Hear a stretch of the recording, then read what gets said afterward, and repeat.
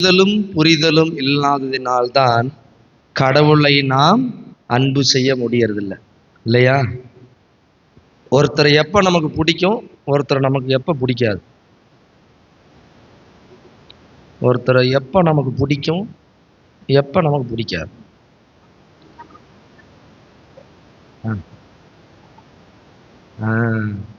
Love பண்ணும்போது பிடிக்குது,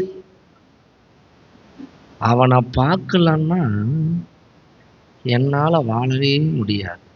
அவன் இருந்தா தான் நான் இருப்பேன். கட்டுனா அவனைத்தான் கட்டுவேன், இல்லைன்னா கழுத்தில் கயிறை மாட்டி தொங்குவேன். இது கல்யாணத்துக்கு முன்னாடி. பார்த்த உடனே வர்றது காதல், சினிமா காதல். இந்த நம்ம பிள்ளைங்கள்லாம் யூத்தெல்லாம் எப்படி லவ்வை கற்றுக்கிறான்னா சினிமா பார்த்து தான் கற்றுக்கிறான். அது தெரியல, அவன் இந்த படத்தில் இவன் கூட ஜோடியா நடிப்பான், அடுத்த படத்தில் வேறவன் கூட ஜோடியா நடிப்பான்னு இவளுக்கு தெரிய மாட்டேங்குது. பார்த்த உடனே காதலும் தான், அதுவும் டைலாக்கு. பார்த்த உடனே வர்ற காதல் ஒரு காதல், பார்க்க பார்க்க வர்றது ஒரு காதல். இந்த டைலாக்கெல்லாம் பேசுவான். பைபிளில் 2 வசனம் சொல்லிடான்னா முழிப்பான். அதுக்கப்புறம் சாமியார் பக்கமே தலை வச்சு படுக்க மாட்டான். இல்லை, அறியாமலும் புரியாமலும் வருகிற காதல் உண்மையான காதல் அல்ல. அதனால்தான் நான் பசங்கள்கிட்ட சொல்லுவேன், கண்ணு நீ லவ் பண்ணி கல்யாணம் பண்ணாதரா, கல்யாணம் பண்ணிக்கிட்டு லவ் பண்ணு. எப்படி? கல்யாணம்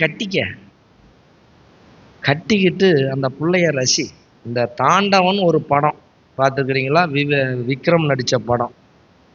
விக்ரமும் அனுஷ்காவும் நடிச்சிருப்பாங்கன்னு நினைக்கிறேன், மேபி. அதில் ஒரு பாட்டு வரும், சாமியை ரொம்ப சினிமா பார்ப்பாரேன்னு நீங்கள் நினச்சாலும் எனக்கு கவலை இல்லை. கடவுள் படைத்ததெல்லாம் நல்லதென கண்டான், நல்லதை பார்த்து. உண்மையாலுமே அந்த படம் அருமையான ஒரு திருமண வாழ்க்கைக்கு ஒரு அருமையான காரியம். அவன் எழுதி வச்சிருப்பான், முதல்ல பார்க்கணும், அப்புறம் ஃப்ரெண்ட் ஆகணும், அப்புறம் லவ் பண்ணணும், அப்புறம் கல்யாணம் பண்ணிக்கணும், அப்புறமேட்டு வாழணும்னு அவன் சொல்லியிருப்பான். ஆனால் அப்படியே தலைகீழாக நடக்கும். முதல்ல கல்யாணம், ரிவர்ஸில் போகும். முதல்ல கல்யாணம், அப்புறம் ஃப்ரெண்ட் ஆகணும், அப்புறம் லவ் பண்ணணும், அப்புறமேட்டு தான் கல்யாண வாழ்க்கை. இப்படி வாழ்ந்தீங்கன்னா எந்த கல்யாணத்துலேயும் டிவோர்ஸுங்கிறதே இருக்காது. சரி, கல்யாணம் பண்ணுறதுக்கு யாரை கேட்பீங்க? கல்யாண வாழ்க்கை எப்படின்னு யாரையெல்லாம் போய் கேட்பீங்க? கல்யாண வாழ்க்கை எப்படி அப்படின்னு யாரையாவது கேட்டு இந்த பிள்ளைங்க லவ் பண்ணுதா? எல்லாம் சிரிச்சான்னு பூனை போய் புடக்காலியில் சிரிச்ச மாதிரி இன்னொரு பழமொழியும் சொல்லுவாங்க, என் புருஷனும் கச்சேரிக்கு போகிறான்னு எல்லாரும் போகிறாங்க, எல்லாரும் கல்யாணம் பண்ணிக்கிறான். அதனால தான் ரத்த கண்ணீர்ன்ற சினிமாவில் எம்ஆர் ராதா ஒரு டைலாக் சொல்லுவார், அருமையான டைலாக். கல்யாணம் இந்தியாவில் ஒரு வயலுக்கும் தெரியாது ஏன் கல்யாணம் பண்ணுறன்னு. எல்லாம் பண்ணுறான். 25 வயசு வந்துட்டா போதும், பொண்ணுக்கு 21 வந்து வச்சுட்டா போதும், அம்மாளுக்கும் அப்பனுக்கும் அடி வயிற்றுல நெருப்பை கட்டிட்டு அலையிடலாம். அப்படி யாரப்பா உன்னை பெற்றுக்க சொன்னது நெருப்பை? அடி வயிற்றுல நெருப்பான் பொட்ட பிள்ளைங்க. பையனுக்கு பொறுப்பு வரட்டும். எப்படியே பொறுப்பு வரட்டும். அந்த பையனுக்கு கடவுளை பற்றி என்ன தெரியும் தெரியாதனாலாம் கேட்கறது இல்லை. எதுக்கு நான் சொல்கிறேன்னா, அறிதலும் புரிதலும் ரொம்ப ரொம்ப முக்கியம். அறிதலும் புரிதலும் இல்லாததினால்தான் மனிதன் நிறைய காரியங்களில் தவறுகிறான். முதல் கோணல் முற்றும் கோணல். இப்போ சைக்கிள் ஓட்ட தெரியாதவன்ட்ட சைக்கிள் கொடுப்பீங்களா? கொடுக்க மாட்டோம். பைக்கு தெரியாதவனுக்கு பைக் கொடுப்பீங்களா? கார் ஓட்ட தெரியாதவனுக்கு காரை கொடுப்பீங்களா? ஓட்ட தெரியாத எவனுக்கிட்டையும் அதை ஓட்ட கொடுக்க மாட்டோம். முதல்ல போய் பழகுமோ, அதுக்கு சொல்லி கொடுக்கறதுக்கு ஒரு ஆள் இருக்கிறார். சரி, கல்யாணத்தை பற்றி படித்தவங்க யார் உலகத்தில்? கல்யாண வாழ்க்கைன்னா என்ன, அதனுடைய ஃபிசிக்கல் ஆஸ்பெக்ட்ஸ் என்ன, சைக்கலாஜிக்கல் ஆஸ்பெக்ட் என்ன, ஸ்பிரிச்சுவல் ஆஸ்பெக்ட்ஸ் என்ன, மெட்டீரியல் ஆஸ்பெக்ட் என்னன்னு பலவித கோணங்களில் திருமணத்தை பற்றி படித்தவர்கள் யார் தெரியுமா? சாமியாருங்க. 3 மாசம் படிக்கிறோம், 3 மாசம் கல்யாணத்தை பற்றி படிக்கிறோம். உங்களுக்கு தெரியாதெல்லாம் எங்களுக்கு தெரியும். புருஷனுக்கும் பொண்டாட்டிக்கு எதில் பிரச்சனை வரும்னு எங்களுக்கு தெரியும், எப்படி பிரச்சனையை சால்வ் பண்ணணும்னு தெரியும். ஆனால் ஒரு பயனும் வந்து கேட்க மாட்டீங்க. கல்யாணத்துக்கு தாலி மந்திரிக்கிறது மட்டும் சாமியார் வேணும், பிரச்சனைனே கோர்ட்டுக்கு போயிடுவேன். இல்லைன்னா ஊர் பெரிய தலைகள்கிட்ட போ. அவங்களுக்கு என்ன தெரியும்? அவன் போலப்பே கிழிஞ்சிக்கிட்டு இருக்குது, அவன் குடும்பத்திலே சண்டையா, அவனால அவன்கிட்ட போய் நிற்கிற. ஒரு உண்மையை சொல்கிறேன், நீங்கள் எடுத்துக்கிட்டாலும் சரி, எடுத்துக்கலாம் சரி, கோச்சிக்கிட்டாலும் சரி, என்ன நினச்சாலும் சரி, குடும்பத்தில் பிரச்சனைன்னு வந்துட்டா முதல்ல சாமியார்கிட்ட வந்து பேசுங்க. சாமியார் சொல்கிறத புருஷனும் பொண்டாட்டியும் கேட்டீங்கன்னாவே குடும்பத்தில் சமாதானம் இருக்கும். Praise the Lord. ஏன்னா சாமியாருடைய நோக்கம் குடும்பத்தை பிரிப்பதல்ல. என்கிட்ட ஒரு குடும்பம் வந்தது, பிரச்சனை என்னன்னா புருஷன் குடிகாரன், பொண்டாட்டி பாவம். இன்னொரு குடும்பம் வந்தது, பொண்டாட்டி வாயாடி, வாயை திறந்தாலும்னா மகராசி நிறுத்த மாட்டா. இப்போ நான் இவன்கிட்ட சொன்னேன், டே எதுக்குடா குடிக்கிற? சாமி தெரியாமல் பழகிட்ட, விட்டுறா, அதான் பொண்டாட்டிக்கு பிடிக்கலங்கிறா, கஷ்டம் அதனால தான் வருது, எதுக்கு குடிக்கிற? குடிக்காத, கோயிலுக்கு வா, ஜெபம் பண்ணு, நல்ல பொண்டாட்டி பிள்ளையோட சந்தோஷமா இரு. எதுக்கு அவங்க அப்பா உனக்கு அந்த பொண்ணை கொடுத்தான்? இப்படி சீரழிக்கிறதுக்கா இல்லை கஷ்டப்படுத்துறதுக்கா பொண்ணை கொடுத்தான்? ஒழுங்கு அந்த பிள்ளைய சந்தோஷமா, உன் பிள்ளை எப்படி உன் மருமகம் பண்ணானா ஒத்துக்குயாடான்னு கேட்டேன். இல்லை சரிங்க சாமி, வண்டையாடிட்டு போனான். அவ்வளோதான், மறுபடியும். அப்புறம் அந்த அம்மாவை கூப்பிட்டேன், இந்த வாயை தான் சுத்த கம்முன்னு இருறேன், கண்டதுக்கெல்லாம் ஜெபம் சொல்ல கோயிலில் வந்து பூசையில் பார்த்தா வாயை இப்படி பிடிச்சிட்டு இப்படியே நிற்கிற, வீட்டுக்கு போனால் மட்டும் இது வரைக்கும் உனக்கு வாய் நீளுது. சாமி சும்மா கோவம் வர மாதிரி ஏன் பேசுனா? கொஞ்சம் பொறுமையாக இருந்தானே உனக்கு சொத்து அழிஞ்சு போயிருமா? பொறுமையாக இரு, ஜெபத்துக்கு வா, பைபிள் படி, இல்லைன்னா 5 நாள் தியானத்துக்கு போ, கடவுள்கிட்ட கேளு, பொறுமையை கூடன்னு கேளுன்னு சொன்னேன். ஆனால் இன்னொரு பாப்பா, அந்த பாப்பா வந்து பார்த்தீங்கன்னா அதுவும் சண்டை, கோவக்காரி, வல்லுன்னு. இப்போ நான் சொன்னேன், பாப்பா இது சரியில்லை கண்ணு, கோயிலுக்கு வா, ஜெபம் பண்ணு, நற்கருணை முன்னாடி உட்காந்து ஜெபம் பண்ணு, நிறைய பைபிள் படி, பரிசுத்தாவியை வாங்கிக்க, பரிசுத்தாவி உன்னை நல்லபடியாக தூண்டுவார்னு சொன்னேன். அந்த பிள்ளை அதே மாதிரி செஞ்சது. இன்னைக்கு அவன் புருஷன் நான் என்ன சொன்னாலும் கேட்பான்.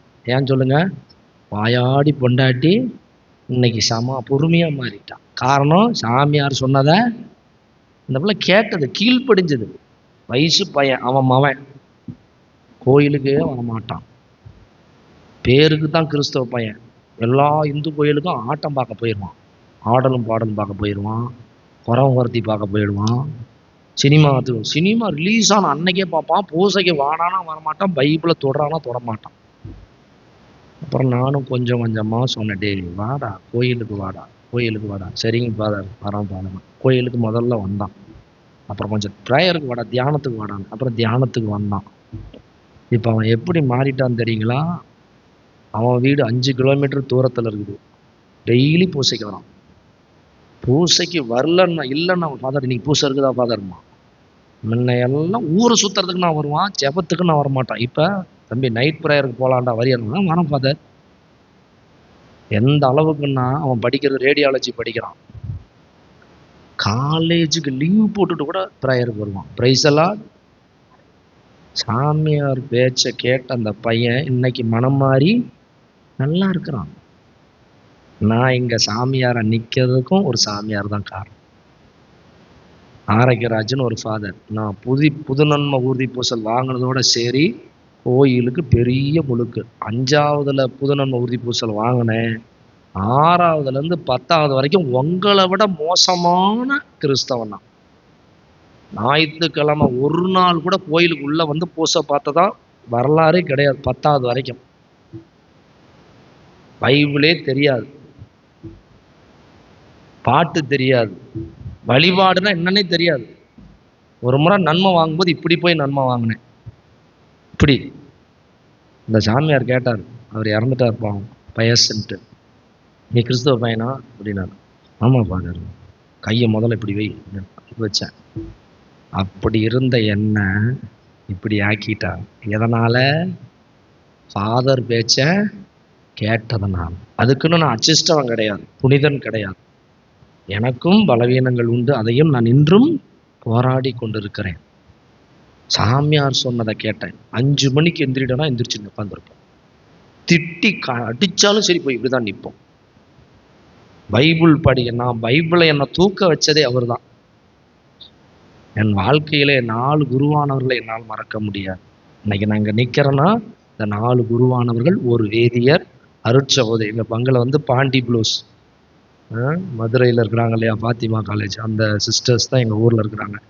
என்ன இந்த அளவுக்கு நான் சாமியாராக இருக்கிறேன்னா இந்த சிஸ்டர்ஸ் எல்லாம் தான் காரணம். சிஸ்டர்ஸ், ஃபாதர்ஸ், வேதியர்கள், ஒரு சில பொது நிலையினர்கள். எதுக்கு நான் சொல்கிறேன்னா, புரிஞ்சிக்கணும், தெரிஞ்சிக்கணும். புரிதல், அறிதலும் புரிதலும் இல்லாதனால் மக்கள் இன்று நிறைய தவறுகளை செய்கிறோம். புரிந்தால்தான் அன்பு செய்ய முடியும். அன்பு செய்தால்தான் நம்ப முடியும். நம்பினால்தான் செய்ய முடியும். முதல் கோணல், அதான் அறிதலும் புரிதலும் இல்லைன்னா நம்ம கடவுளை அன்பு செய்யவே முடியாது. இதை நான் மட்டும் படிக்கல, பிரேயருக்கு போல, தியானத்துக்கு போலன்னா நான் கடவுளை பத்தி அறியவே முடியாது. அதாவது இந்த ஒரு நிமிடம்னு ஒரு பாட்டு இருக்கும். ஒரு நிமிடம் உன் அருகினில் இருக்க அருள்வாயோ என் இறைவா. இந்த பாட்டுல சரணம் ஒரு பாருங்க, அளவு அருமையான சரணம். அளவில்லாத உன் அன்பினை நினைக்கையில் அழுகை வருவதன் நியாயம் என்ன? கடவுள் புரிதல், என் மேல கடவுள் எவ்வளவு அன்பா இருக்கிறார், எவ்வளவு அன்பு என் மேல. அதோட அந்த என் இதய தெய்வம்னு ஒரு பாட்டு இருக்கு, திருவிருந்து பாடல். அனைத்து காக்கும் தாயின் அன்பு ஒரு நாள் அழியலாம், அறவழியில் நடத்தும் தந்தை அன்பும் அழியலாம். ஆனாலே சுவே உன் அன்பிற்கழி உண்டோ, என் இதய அன்பே எழுந்து வா. உண்மைங்க, ஒரு சின்ன தப்பு செய்யுங்க, அப்பா அம்மா என்ன சொல்லுவாங்க, நீ பிள்ளையார் கூட செத்து போய் தொலைடான்றாங்க. எனக்கு நடந்தது. ஒன்றும் இல்லை, 9வது படிக்கும்போது உண்டியல் காசு தட்டி சினிமாவுக்கு போயிட்டேன். பிள்ளையே இல்லாமல், ஆம்பளை பிள்ளையே இல்லாமல் 7 வருஷம் தவம் கடந்து என்ன பார்த்தாங்க. எங்கள் அப்பா டீச்சரு, ஸ்கூலில் தலைமை ஆசிரியர், ஊராட்சி ஒன்றிய துவக்க பள்ளியில். காசுக்கு எடுத்ததை கண்டுபிடிச்சிட்டாங்க. கண்டுபிடிச்சேன்னு என்ன சொல்லணும், இனிமேட்டு திருடாதரா, கையை உடச்சி போடுவோன்னு சொல்லணும். ஆனால் எங்கள் அப்பா என்ன சொன்னார் தெரியுங்களா, இப்போ இல்லைன்னா திருடி சாமிக்கு வச்சுருந்த காசை திருடி சினிமா பார்க்கறதுக்கு நீ எங்கேயாவது போனால் கிணறு குட்டையில் விழுந்து செத்து போயிடலாண்டாங்கிறார். சின்ன தப்பு செஞ்ச உடனே நீ என் புள்ள இல்லடா, செத்து போயிடா அப்படி இப்படின்லாம் சொல்கிறேன் நான். ஆனால் கடவுள் என்னைக்காவது பார்த்து நீ தப்பு செஞ்சுட்ட செத்து போயிடான்னு சொல்லியிருக்கிறாரா? கடவுளுடைய அன்பை நீங்கள் புரிஞ்சுக்கணும்னா லூக்கா நற்செய்தி 15வது அதிகாரத்தை எடுத்து படித்து பாருங்க. அதில் காணாமல் போன மகன் ஊமை, ஊதாரி மைந்தனுடைய ஊமையை படித்து பாருங்க. அவன் கேட்ட உடனே சொத்தை கொடுத்துட்டார். சொத்தை வாங்கிட்டு போய் இவன் இஷ்டத்துக்கு அழிச்சு விட்டான். அழிச்சு விட்டு வரான். அந்த அப்பா அவன் தூரத்துல வர்றதை பார்த்து ஓடி போய் கட்டி தழுவி முத்தமிட்டு, இல்ல எங்கடா வந்த, அதான் வாங்கிட்டு போயிட்டீல்ல, உனக்கு எனக்கு என்ன, இந்த வீட்டு பக்கம் எங்க வந்த போ, எங்க போனையோ அங்கேயே போ அப்படின்னு சொல்லல. எவ்வளவு எதிர்பார்த்துட்டு இருந்தாருன்னா ஓடி போய் கட்டி பிடிச்சிருப்பாரு. அவன் வரான், கன்றாவியா வரான், பண்ணி பண்ணையில இருந்து வரான், அழுக்கோட நாத்தத்தோட வரான். அதெல்லாம் கட்டி பிடிச்சி முத்தம் கொடுக்கிறார். ஏன்னா அவன் திரும்பி வந்திருக்கிறான். ஓ சந்தோஷம். அதை படிக்கிறப்பெல்லாம் எனக்கு அழுகி வந்துடும். என் மேல உனக்கு எவ்வளவு அன்பா சாமி, என்ன நீ இவ்வளவு அன்பு செய்யறையா? எங்க அப்பா அம்மா என்ன வெறுத்துட்டாங்க. என் சொந்த பந்தமெல்லாம் இவன் யாருக்கு இருக்க, இவனெல்லாம் ஜாமியார் ஆவானா, இவனெல்லாம் ஜாமியார் ஆக மாட்டான். ஏளனமா பேசினான். அதான் இந்த பாட்டு எனக்கு இப்பதான் யூடியூப்ல எல்லாம் இந்த பாட்டெல்லாம், அப்பெல்லாம் அந்த பாட்டு இல்லை. நீங்க மட்டும் இல்லைன்னா எங்கோ நான் சென்றிருப்பேன், எப்படியோ வாழ்ந்திருப்பேன், மண்ணுக்குள்ள போயிருப்பேன், மறந்தும் போயிருப்பான், மறந்தே போயிருப்பான். நீங்க மட்டும் இல்லைன்னா நான் பிறந்த நாள் முதல் இந்த நாள் வரையிலும் ஆதரித்து நின்றீரே, ஆறுதல் தந்தீரே, எப்படி சொல்வேன் என்னென்ன சொல்வேன் நீ செய்ததை, 1 2 3 என்று எண்ண முடியாதே. கடவுளை அறிந்து புரிந்தால்தான் அவர் என்னை எந்த அளவுக்கு அன்பு செய்கிறார் என்பதை உணர முடியும். நீங்க நினைக்கலாம் சாமியார் சும்மா கார்ல ஜாலியா வந்துட்டு ஜாலியா போறாருன்னு, கார் இருக்குதுன்னுட்டு. அதான் உங்களுக்கு என்ன பிரசங்கம் வச்சுட்டு கார்ல ஜாலியா போறேன். கார்ல 6 மணி நேரம் டிரைவிங் பண்ணிட்டு வந்த ஜாலியான்னு கேளுங்க, ஓட்டிட்டு வந்தவங்களுக்கு தெரியும். அது நைட்ல ஓட்டுறது எவ்வளவு கஷ்டம்னு. லைட் அடிப்பான், கண்ணுக்கே அடிப்பான். இப்பெல்லாம் நான் எவனும் டிப்பெல்லாம் அடிக்கிறதே கிடையாது, பளிச்சுன்னு அடிப்பான் மூஞ்சில. இந்த கால் ரெண்டும் வலிக்கும். என் பேத்தின்னா கடவுள் கொடுத்த பேத்தி, கடவுள் கொடுத்த மகன். 2 கடவுள் பேத்தின்னு சாமியார் குடும்பமெல்லாம் இருக்குதா? கடவுள் கொடுத்த பேத்தி, கடவுள் கொடுத்த மகள், ஞான மகள். சாமி கால் வலிக்குதுடா அப்படின்னு குடிச்சு அமுக்கி விடுவான். அவன் புருஷன் தான் சொல்லுவான், போடி போய் சாமியார் கால் வலிக்குதான் அமுக்கி விடு. புருஷனுக்கு தெரியாமலாம் இல்லைப்பா, மருமவனுக்கு தெரியாம மகள்கிட்ட பேசுறது. ஏன்னா பெத்த மகளா இருந்தா பரவாயில்ல, கடவுள் கொடுத்த மகன் போது அவனுக்கு தெரியாம அவன் சொல்லுவான், ஃபாதர் கால், அவன் முன்னாடி தான் அமுக்கி விடுவான். அப்புறம் என் பேத்தி இருப்பான், அவன் வந்து காலை மிதிச்சு விடுவான், வலிக்கும். இப்போ நீங்க நினைக்கிறீங்க எனக்கு வந்து ஏன் நான் கடவுளுக்காக அவ்வளோ உழைக்கிறேன்னா, நான் ஒரே பையன்தான். எனக்கு ஒரு அக்கா இருந்துச்சு, அது இறந்துருச்சு. இப்போ அது பிள்ளை இருக்கிறா, அவளை படிக்க வைக்கிறது நான் தான். எங்கள் அப்பா பென்ஷன் எங்கள் அம்மா வாங்குறாங்க. எங்கள் அம்மா அப்பாவும் தனியாக இருந்துட்டு இப்போ ஒரு மாதிரி மைண்டு ஒரு மாதிரி ஆயிட்டாங்க. அதனால் அவங்கள தனியாக விட்டுட்டு வர முடியல. அதனால் அவங்கள பார்த்துக்கிற அம்மா வரல நேற்று. அதனால் நைட்டு அவங்க கூட நான் தங்கி இருந்துட்டு 3 மணிக்கு எந்திரிச்சு புறப்பட்டு, அம்மா நான் பூசைக்கு போயிட்டு வரேன், நீ பத்திரமா இருந்துக்க, சாயந்தரம் வந்துடும் சொல்லிட்டு வந்தேன். 3:30 மணி 4 மணிக்கு நான் கார் எடுத்துகிட்டு வெளியே வரும்போது 4 மணி என் இடத்துலேருந்து புறப்படும் போது 9:15 உள்ளே வந்துட்டேன். 9:15 உள்ளே வந்துட்டேன். இடையில ஒரே ஒரு இடத்துல டீ குடித்தேன். கார் வாங்கிட்டார், காரில் சுற்றுறாருன்னு அன்றைக்கி கமெண்ட் கேட்கவும் கொஞ்சம் கஷ்டமாக தான் இருந்துச்சு. இன்னொன்று, எங்கே போனாலும் நான் தனியாக தான் போவேன், என் கூட யாரும் வரமாட்டாங்க. ஏன்னா வந்தால் தான் நீங்கள் பேசுகிறீங்களே, கூட்டிகிட்டு சுற்றுறாரு சாமியார். மேக்சிமம் நான் ஜெபங்களுக்கு தான் போவேன். போன வெள்ளிக்கிழமை வந்து 6ஆம் தேதி நான் KGF போக வேண்டியது. 7ஆம் தேதி வந்து கோயம்புத்தூரில் ஒரு இடத்துல ஒரு நாள் தியானம் கொடுக்க வேண்டியது. நான் அங்கே போகிறதுனால அதை இன்னொரு ஃபாதர் அனுப்பிவிட்டு, நான் 7ஆம் தேதி முழுசு கோயம்புத்தூரில் குனியமுத்தூர் என்ற டிவைன் மெர்சி பங்கில் வந்து ஒரு நாள் தியானம் கொடுத்துட்டு இருந்தேன். நேற்று ஒரு நாள் சனிக்கிழமை ரெஸ்ட்டு. இன்னைக்கு இங்கே செவ்வாய்க்கிழமை ஒரு பங்கில் காலையில் ஒரு பூசை, சாயந்தரம் ஒரு பூசை, 2 பூசை வைக்கணும் செவ்வாய்க்கிழமை. புதன்கிழமை ரெஸ்ட்டு. 13, 14, 15 இந்த 3 நாள் KGFக்கு போகணும். தனியாக தான் போகணும். 4 மணி நேரம் ட்ராவல். ஒன்றும் இல்லை, இங்கே 3 மணி நேரம் நிகழ்ச்சிக்கு நான் 12 மணி நேரம் ட்ராவல் பண்ணணும். இப்போ இதெல்லாம் எப்படி நான் செய்ய முடிஞ்சது? ஏன்னா கடவுளுடைய அன்பை, கடவுள் என் மேலே இவ்வளவு அன்பு வச்சிருக்கிறார், இவ்வளவு செய்கிறார். எனக்கு சளி பிடிச்சிருக்குது, தும்மல், சுகரு, கால் வலி, கை வலி. இன்னொரு உண்மையை சொல்கிறேன், எனக்கு இதயத்தில் 2 வால்வு தான் நல்லா வேலை செய்யும், ஒரு வால்வு வேலையே செய்யாது. இத்தனை வச்சுக்கிட்டு நான் ஏன் கடவுளுக்கு இவ்வளோ வேலை செய்கிறேன்? கடவுள் என்னை அந்த அளவுக்கு அன்பு செய்கிறத புரிஞ்சுக்கிட்டேன். எப்படி? பைபிள் படித்து, ஜெபம் பண்ணி, கோயிலில் உட்காந்துருப்பேன். 10ஆவதுக்கு மேலே நான் அதிகமாக இருந்த இடம் எது? கோயிலுக்குள்ள.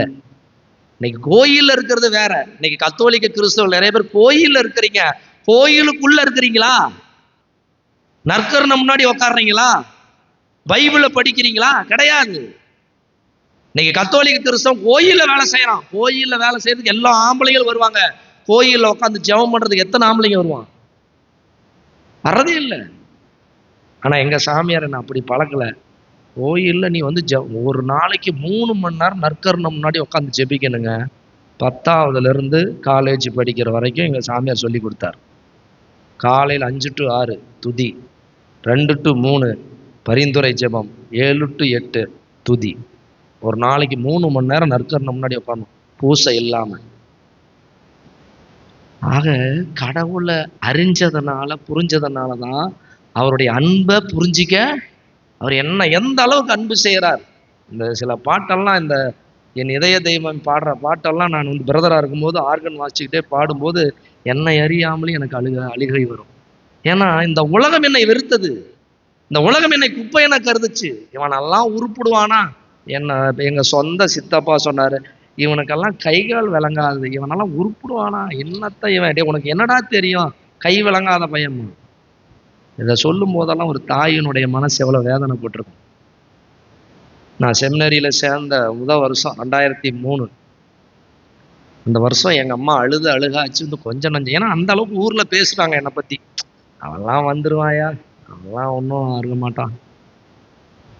ஆனால் கடவுள் என்னை அந்த அளவுக்கு உலகம் குப்பையென கருதுவதை கடவுள் தேர்ந்து கொண்டார். எனக்கு நல்லா ஞாபகம் இருக்குது. நான் காலேஜ் படிக்கும்போது எங்கள் அன்பியத்துக்கு நான் தான் பொறுப்பாளராக இருந்தேன். அப்போ அன்பிய பொறுப்பாளர் மீட்டிங்க்கு கூப்பிட்டாங்க. பக்கத்தில் எங்கள் ராசிபுரம்னு ஒரு டவுன் இருக்குது, அங்கே மீட்டிங் வச்சுருந்தாங்க. நான் சும்மா போய் பேசுகிறேன். நான் பேசுறது எனக்கும் புரியலை, அவங்களுக்கும் புரியல. ஒரு அம்மா வந்து சொல்லிவிட்டே போயிடுச்சு, தம்பி உனக்கே பேச தெரியலையே, எதுக்கு தம்பி போய் பேசிக்கிட்டு இருக்கிற அப்படின்னு சொல்லிச்சு. உடனே எங்கள் ஊர் பிள்ளைங்கள்லாம் என்ன மானங்கடா, எதுக்குடா மானத்தை வாங்குற, கம்முன்னு இருக்க வேண்டியதுதான்டா, உனக்கே பேச தெரியலையே, கம்முன்னு ஏன்டா இருக்கிற அப்படின்னு சொன்னாங்க.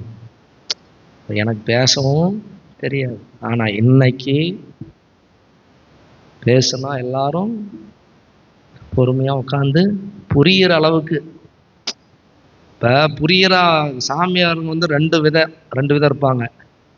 எல்லாத்துக்கும் புரிகிற மாதிரி பிரசங்கம் வைக்கிறது ஒரு சிலர், ஒன்றுமே புரியாமல் வைக்கிறது தான் சில பேர் இருக்கிறாங்க. ஏன்னா அவங்க படித்தது அந்த லெவல், அவங்க லெவல் கீழே லெவலுக்கு. இப்போ எங்களை மாதிரி இருக்கிற ஒரு சில ஆட்கள் என்ன பண்ணுவாங்க, மக்கள் லெவலுக்கு கொஞ்சம் இறங்கி வந்து இந்த கொடையை கடவுள் எனக்கு கொடுத்துருக்கிறார், மக்களுக்கு புரிகிறபடி இறை வார்த்தையை கொடுப்பதற்கு. இது கடவுள் கொடுத்தது தான், இது என்னுடைய, நான் இந்த திறமையை வளர்த்துக்கல, கடவுள் போட்ட பிச்சைன்னு தான் சொல்லுவேன், கடவுள் கொடுத்த ஆசீர்வாதம்.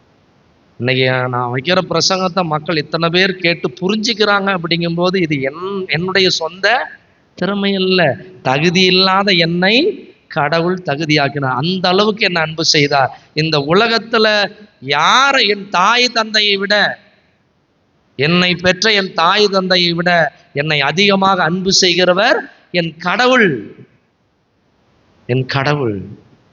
அவர் இல்லைன்னா நான் இல்லை, அவர் இல்லைன்னா நான் இல்லை.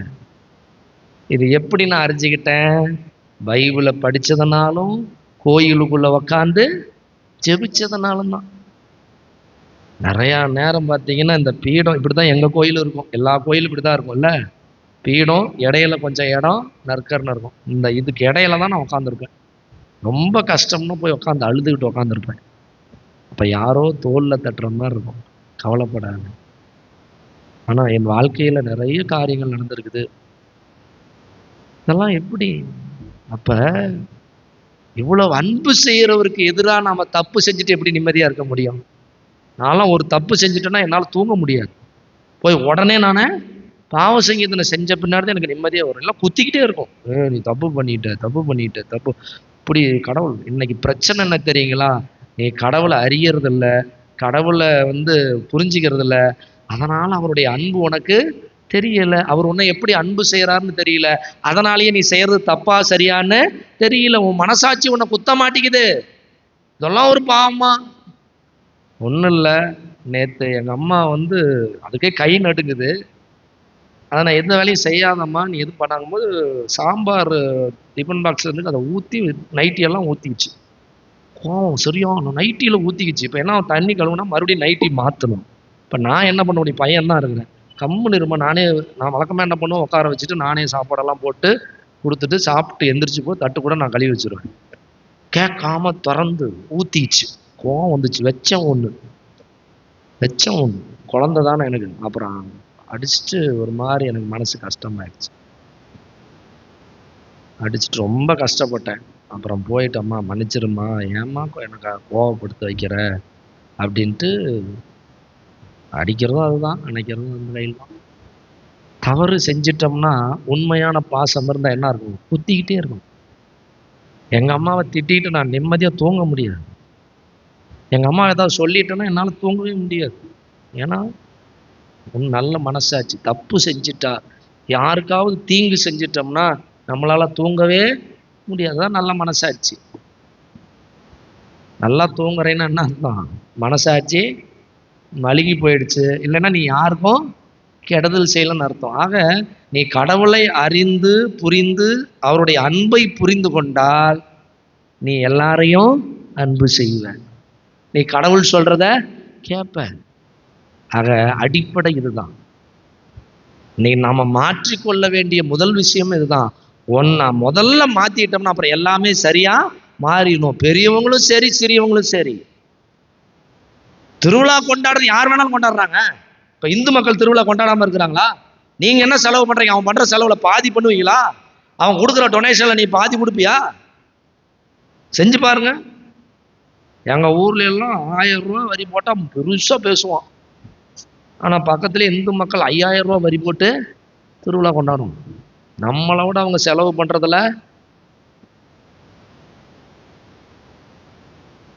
நம்ம வேலையே அது இல்லை. இயேசுநாதர் சாமி எங்க திருவிழா கொண்டாடினார், எங்க கோயில் கட்டினார், எங்க சுருவத்தை வச்சு இழுத்துட்டு போனார்.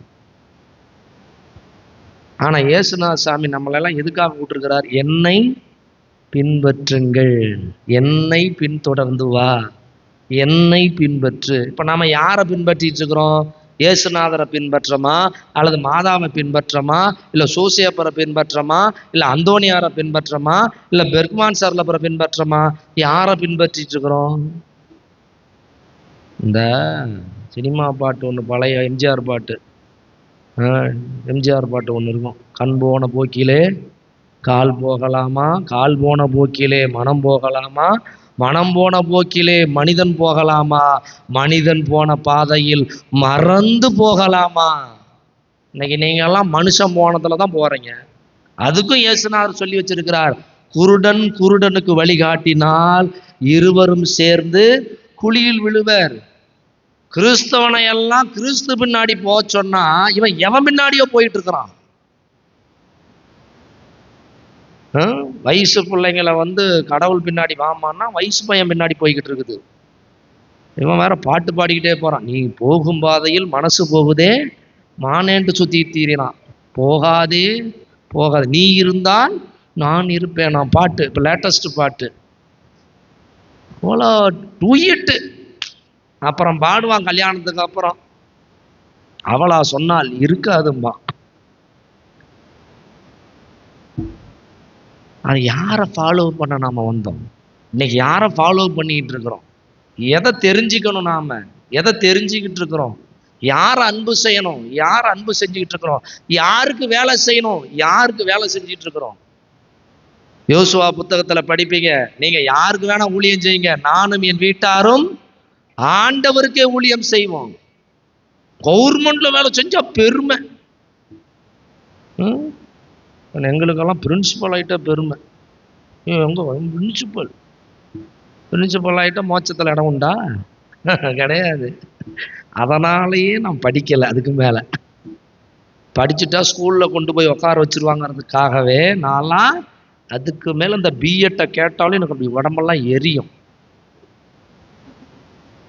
டீச்சர் வேலைக்கு நான் சாமியார் ஆகணும்னு அவசியம் இல்லை. அதனால் நிறைய பேர் சண்டைக்கு வந்தாலும் வருவாங்க, வருட்டாங்க. இன்னைக்கு டீச்சராக வேலை செஞ்சோம்னா கவர்மெண்ட் எய்டடில் வேலை செஞ்சாலும் சரி, மெட்ரிகுலேஷனில் வேலை செஞ்சாலும் சரி, சிபிஎஸ்சியில் வேலை செஞ்சாலும் சரி, ஐசிஐசியில் வேலை செஞ்சாலும் சரி, யாருக்கு நீ வேலை செய்கிற? கவர்மெண்ட்டுக்கு, மனுஷன்ட்ட. ஆனால் இயேசுசாமி என்ன சொன்னார்? என் பின்னே வாருங்கள், நான் உங்களை மனிதர்களை பிடிப்பவனாக்குவேன். நாம இன்னைக்கு என்ன பண்ணிட்டு இருக்கிறோம்? மனுஷன்ட்ட வேலை செய்யறோம். கடவுள்கிட்ட வேலை செய்ய சொன்னா நீங்க மனுஷன்ட்ட போய் வேலை செஞ்சிட்டு இருக்கீங்க. இயேசு சாமி வாழ்க்கையில ரெண்டே ரெண்டு தான். ஒன்று சொந்த தொழில் செஞ்சாரு, அடுத்து ரெண்டாவது கடவுளுக்கு பணி செஞ்சார். 30 வயசு வரைக்கும் சொந்த தொழில் செஞ்சார். எவங்கிட்டையும் போய் அடிமையா நிக்கல. செய்யற வேலைக்கு கூலியை வாங்கிட்டு வந்துக்கிட்டே இருந்துட்டார். செஞ்சு கொடுக்குறாரு. இந்த வேலை தச்சு வேலை, உனக்கு என்ன வேணும் சொல்லு, நான் செஞ்சு கொடுக்குறேன், காசை கொடுத்துட்டு போ, என் இஷ்டத்துக்கு தான் வந்து செய்வேன். ஆனா நேர்மையான தொழிலாளி. ஆனா இன்னைக்கு நாமெல்லாம், அவங்கெல்லாம் வாழ்றதுக்காக வேலை செஞ்சாங்க, இன்னைக்கு எல்லாருமே வசதிக்காக வேலை செய்யறீங்க. வசதி, எந்த வேலை சம்பளம் அதிகமோ அந்த வேலைக்கு போய் உக்காந்துருக்குற. ஆனா இயேசுசாமி அப்படி இருந்தாரா? மாதா அப்படி இருந்தாங்களா? சூசேப்பர் அப்படி இருந்தாங்களா? ஒன்று சொல்றேங்க, கத்தோலிக்க கிறிஸ்தவன் வேற யாரையும் நீங்க ஃபாலோ பண்ண வேணாம். மாதா, சூசேப்பர், இயேசுசாமியை ஃபாலோ பண்ணீங்கன்னா உங்க குடும்பம் சூப்பரா இருக்கும். வேற யார் சொல்றதையும் பார்க்காதீங்க. யார் சொல்ற, பைபிள்ல மாதா எப்படி வாழ்ந்தாங்கன்னு படி. அம்மாங்களெல்லாம் மாதாவை ஃபாலோ பண்ணு. ஐயாங்கெல்லாம் சூசையப்பர் எப்படி வாழ்ந்தாருன்னு படி. அவரை நீ ஃபாலோ பண்ணு. சூசையப்பட்ட ரெண்டே ரெண்டு தான். ஒன்று நேர்மையான தொழிலாளி, ஏமாத்துற தொழிலாளி இல்லை. அநியாயம் பண்றவன், அக்கிரம் பண்ற தொழிலாளி அல்ல. ஏமாத்துற அநியாய லாபத்துக்கு வேலை செஞ்ச தொழிலாளி அல்ல. லாபத்துக்கு வேலை செஞ்சிருந்தாருன்னா அவர் பொண்டாட்டியை கொண்டு போய் சத்திரத்துல தங்கிறதுக்கு இடம் கிடைச்சிருக்கும். சத்திரத்துல இடம் வாங்குறது கூட அவர்கிட்ட காசு இல்லைங்க. அந்த அளவுக்கு அவர் வேலை தர்மமா செஞ்சிருப்பார். நிறைய வேலையை சும்மா செஞ்சு கொடுத்துருப்பாரு, நிறைய வேலையை சாதாரண கூலிக்கு செஞ்சு கொடுத்துருப்பாரு. காசு சம்பாதிக்கின்ற எண்ணத்துல அவர் வேலை செய்யல. அவரை ஃபாலோ பண்ணுங்க. பிள்ளைங்களெல்லாம் இயேசுநாதனை ஃபாலோ பண்ணுங்க. ஒத்த வாக்கியத்துல இயேசுவின் பிள்ளை பருவத்தையே முடிச்சிருப்பார் லூக்கா நற்செய்தியார். அவர் அவர்களோடு சென்று அவர்களுக்கு பணிந்திருந்தார்.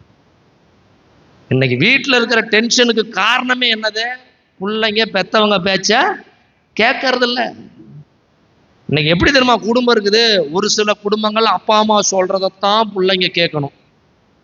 ஒரு சில குடும்பங்கள்ல என்ன நடக்குது? பிள்ளைங்க சொல்றதுதான் அப்பா அம்மா கேட்கணும். அதாவது 4-5 பிள்ளைங்க 5-6 பிள்ளைங்க இருந்தா அப்பா அம்மா சொல்றத பிள்ளைங்க கேட்கும். ஒரே ஒரு புள்ள இருந்தா பிள்ளைங்க சொல்றதான் அப்பா அம்மா கேட்கும். அந்த பிள்ளைய டீச்சர் கை வச்சுட்டாங்க,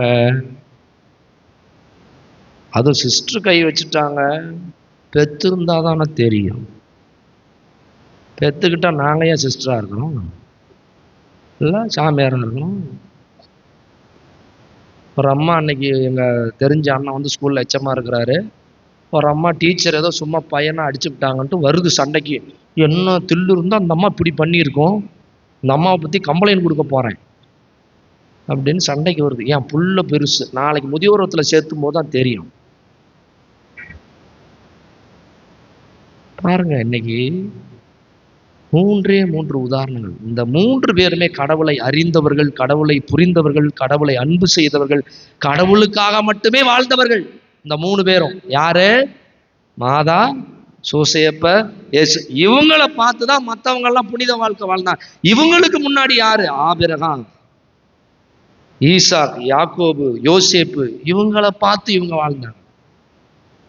என் அன்புக்குரிய சகோதரன், பைபிள்ல இது போட்டிருக்குங்க. பைபிளை படிச்சாதான் இதெல்லாம் தெரியும். ஆம்பளைங்க எப்படி வாழ்ந்தாங்க, பொம்பளைங்க எப்படி வாழ்ந்தாங்க, கடவுளுக்கு கீழ்ப்படிஞ்சு வாழ்ந்த பொம்பளைங்களுடைய நிலைமை என்ன, கடவுளுக்கு கீழ்ப்படியாம வாழ்ந்த பொம்பளைங்களுடைய நிலைமை என்ன, கடவுளுக்கு கீழ்ப்படிஞ்சு வாழ்ந்த ஆம்பளைங்களுடைய நிலைமை என்ன, கடவுளுக்கு கீழ்ப்படியாம வாழாந்த ஆம்பளைங்களுடைய நிலைமை என்ன, கடவுளுக்கு கீழ்ப்படிஞ்ச பெத்தவங்களுக்கு கீழ்ப்படிஞ்சு வாழ்ந்த பிள்ளைகளுடைய நிலைமை என்ன, கடவுளுக்கும் பெற்றவர்களுக்கும் கீழ்ப்படியாத பிள்ளைகளுடைய நிலைமை என்ன. இதெல்லாம் தெரிஞ்சுக்கணும்னா பைபிளை படிக்கணும். இதெல்லாம் சொல்லி கொடுக்கறதுக்கு தான் நாங்கள் வந்திருக்கிறோம் இல்லையா? இதை சொல்லி கொடுக்கறதுக்கெல்லாம் தான் தியானம்.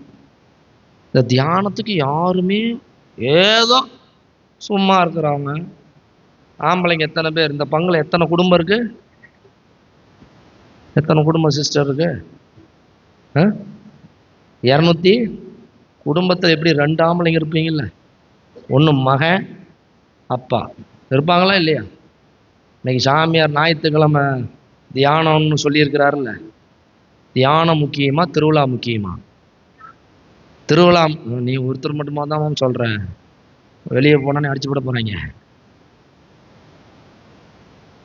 திருவிழாவில் திருந்தனவங்க யாராவது இருக்கிறாங்களா?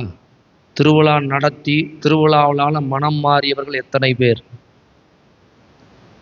திருவிழாவில் சண்டை வந்தது தான் மிச்சம்.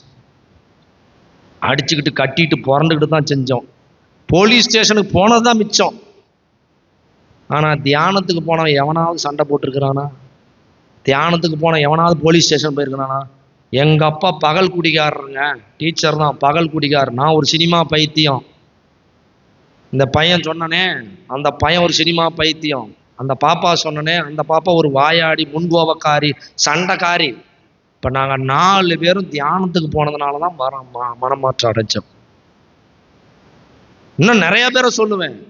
எனக்கு தெரிஞ்ச இந்த 4 பேர் நல்லா புரியுற மாதிரி இன்னும் நிறைய பேர் இருக்கிறாங்க. தியானத்துக்கு போய் மனம் மாறியவர்கள் நிறைய பேர்.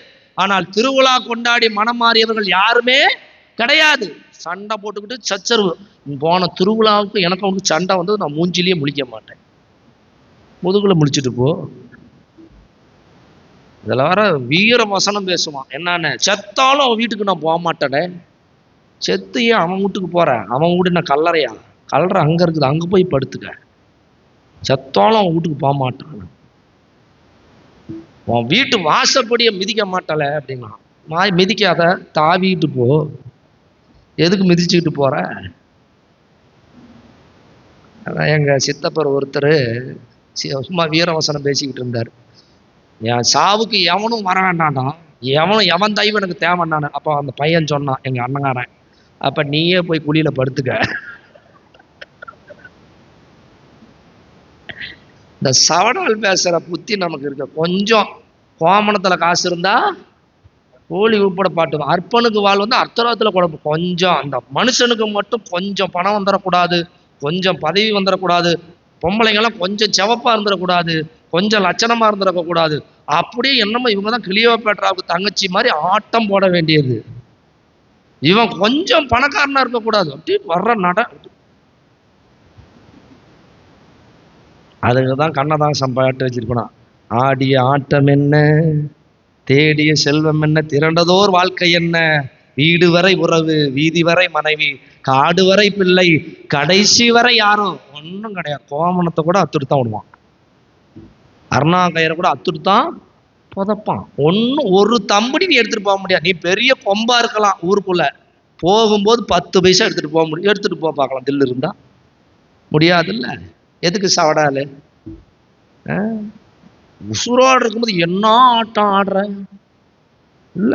செத்து போனதுக்கு அப்புறம் ஒரு நாளுக்கு மேல உன்னை வீட்டுல வச்சிருப்பானா? நல்லா செத்தேன்னா ஒரு நாள், ஆக்சிடென்ட்ல செத்தேன்னா 20 நிமிஷம் தான். நேரம் போஸ்ட்மார்ட்டத்தை கொண்டு வந்து சாங்கியத்துக்கு வீட்டுல வச்சுட்டு கப்புன்னு கல்லறையில போய் அடக்கம் பண்ணி. அது சூசைடு பண்ணிக்கிட்டு அதுவும் கிடையாது, போய் எல்லாம் வச்சு எரிச்சுக்கிட்டு வந்துடுவானு. அப்படி இருக்குது பொழப்பு. இதுல பெருமை. யார் தெரியுமா? நீ யாரு? போனோம். அதான் தாய் கோழியும் மக கோழியும் பேசிக்கிச்சான். இந்த தாய் கோழிக்கிட்ட மக கோழி கேட்டதான், ஏமா உன் பேரும் கோழி, என் பேரும் கோழி, ஒப்பம் பேரும் கோழி, எங்க அப்பம் பேரும் கோழி, உன் பாட்டன் உன் பேரும் கோழி, என் பாட்டன் பேரும் கோழி. ஆனா அந்த மனுஷ பயிலும் ஒவ்வொருத்தனுக்கும் ஒவ்வொரு பேர் வச்சுக்கிறான் அப்படின்னு வச்சான்.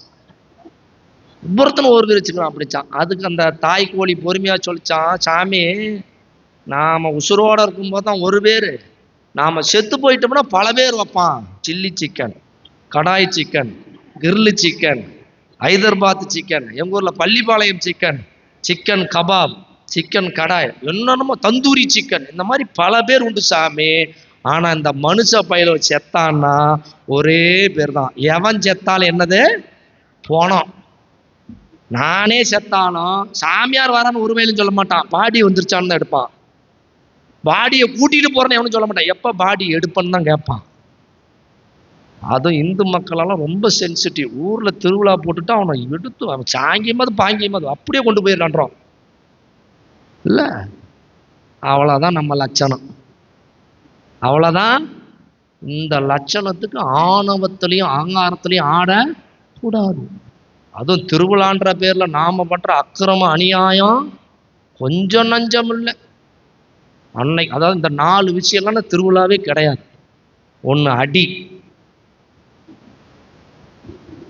இன்னொன்று குடி. அல்லதான் அன்னைக்கு தோசரம் சாமி தண்ணியை போட்டுட்டு வந்து நின்று வேண்டியது. குடி, அடி, அப்புறம் வெடி, உடு, தாரை தப்பட்டைகள் கிளிய வேண்டும், வான வேடிகள். பாதியில் அரச புரசலா ஊசலாடின கிளம்பி போய் சேர்ந்துடும் அந்த இடி சத்தத்தை கேட்டு. டம்மு டும்முன்னு வெடிச்சு அடுத்தவங்க அதெல்லாம் செவிடாக்கிட்டு போயிருது. இதில் ஒரு மகிழ்ச்சி. அடித்து ஆட வேண்டும். இந்து மக்களுக்கு நமக்கு ஒரே ஒரு வித்தியாசம் தான்.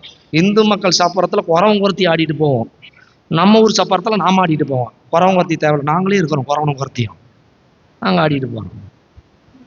ஆட்டம் போட்டோடனே சாமி பூரிச்சு போயிடும். வெடி வெடி, அடி வெடி, குடி, அப்புறம் கடி, ஆடு கோழி எல்லாம். அன்னைக்கு போனால் தெருவுக்குள்ளே போகவே முடியாது, எல்லாம் ஒரே வாசமாக இருக்கும். இந்த நாள் இல்லாத திருவிழாவே கிடையாது. எங்கள் ஊரில் திருவிழா மீட்டிங் போட்டேன். அது என்னையா அது வெடியும் மேலே இல்லாத திருவிழா, என்னையா திருவிழான்னு. அதுதான் திருவிழா அப்படின்னு. அப்புறம் நான் இன்னொன்று சொன்னேன், அது கடுப்பாயிட்டா அப்படி ஒரு ஆள். சரி திருவிழா கொண்டாடலாமா வேணாமான்னு குலுக்கு சீட்டு போட்டு பார்த்துருவோம். சாமி நல்லா கவனிங்க, இந்து மக்கள் எல்லாம் பூ போட்டு பார்ப்பாங்க. சாமி உத்தரவு கொடுத்தாதான் திருவிழாவே. ஆனா நம்ம அப்படி கிடையாது. மற்றது எல்லாத்துலயும் இந்து கலாச்சாரத்தை பின்பற்றுவோம், ஆனா திருவிழா நான் சொல்றபடி தான் நடக்கணும். இதுக்கு மீட்டிங் வேற. போன வருஷம் எவ்வளவு வெடி வெடிச்சோம், இந்த வருஷம் எவ்வளோ வெடி வெடிக்கிறோம். போன வருஷம் எவ்வளோ ரேடியோ போட்டோம், இந்த வருஷம் எவ்வளோ ரேடியோ போடணும். போன வருஷம் என்ன பண்ணோம், இந்த வருஷம் என்ன பண்ணணும். போன வருஷத்தை விட இந்த வருஷம் எச்சா இருக்கணும். ஓம் பணத்துக்கு ஏன் பணத்துக்கு சோடி போட்டுக்குமா. பக்கத்தூரில் இவ்வளோ திருவிழா கொண்டாடினாங்க, நாம அவங்கள விட கொண்டாடணும்டா. இல்லை, போட்டிக்கு தான் திருவிழா கொண்டாடணும்.